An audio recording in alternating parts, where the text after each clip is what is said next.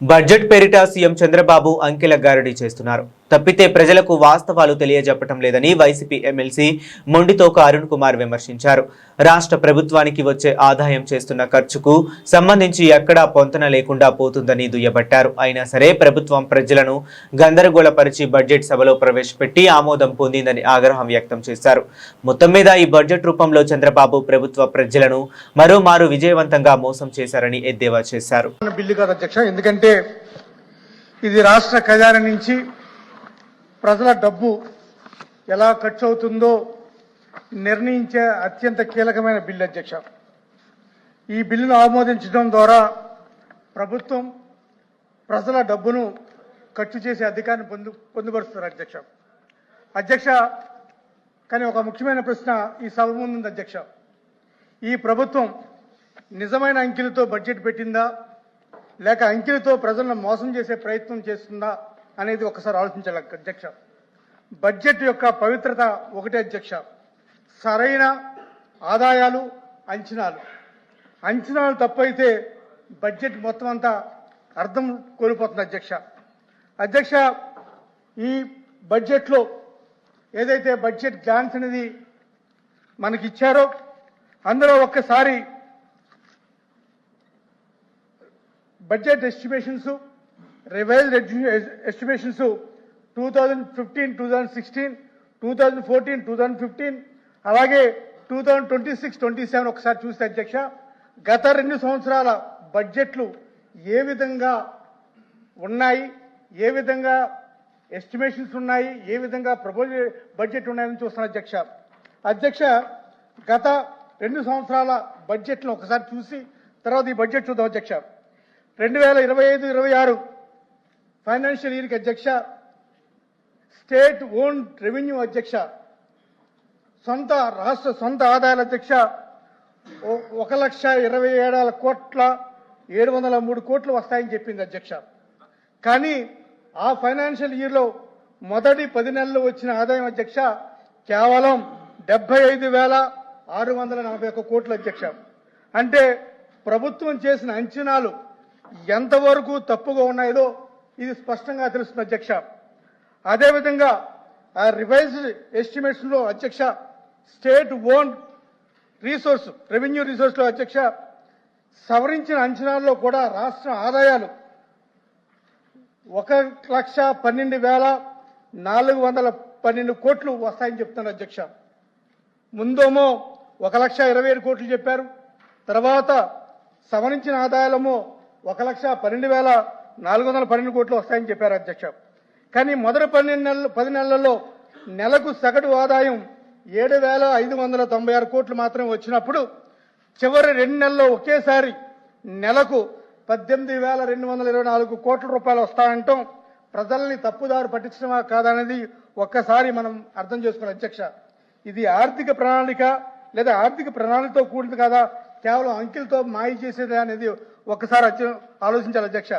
అదేవిధంగా 2026-27 ఇంకా ఆశ్చర్యకరమైన విషయం ఏంటంటే అధ్యక్ష, ఈ 26-27 బడ్జెట్లో రాష్ట్ర సొంత ఆదాయాలు 1,37,384 కోట్లుగా చూపించారు అధ్యక్ష. అంటే ఒకే సంవత్సరంలో 44% పెరుగుదలను వస్తుందని చెప్పి చూపిస్తున్నారు అధ్యక్ష.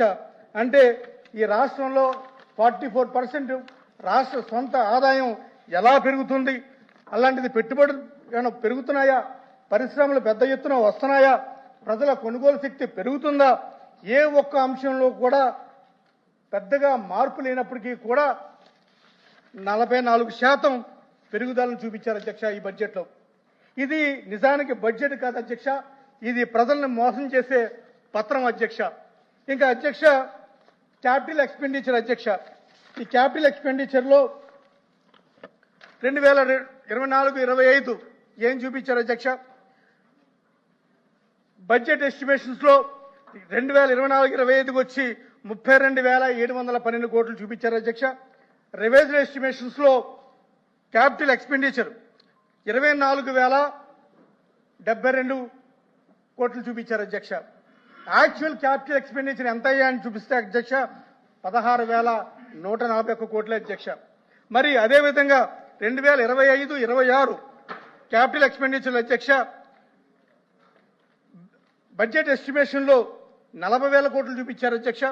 అదేవిధంగా రివైజ్డ్ ఎస్టిమేషన్ లో క్యాపిటల్ ఎక్స్పెండిచర్ 33,134 కోట్లు చూపించారు అధ్యక్ష.